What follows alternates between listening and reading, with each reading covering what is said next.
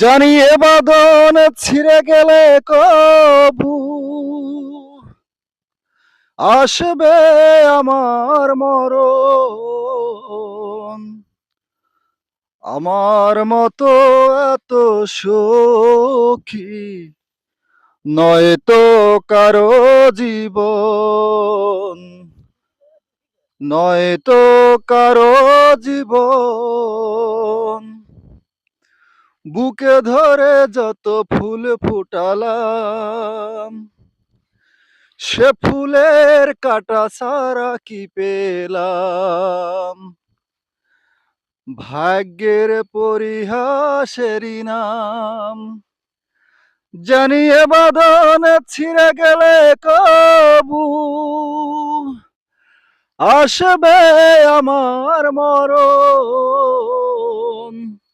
আমার মতো এত সখী নয়তো কারো জীবন, নয়তো কারো জীবন। আমরা একটা জায়গায় ঘুরতে আসছি, কিন্তু একটা গাছ দেখে আমরা এখানে দাঁড়াই গেছি। দেখেন এই গাছটা কেউ চেনেন কিনা। গাছটা কিন্তু অনেক সুন্দর একটা গাছ, অনেক সুন্দর।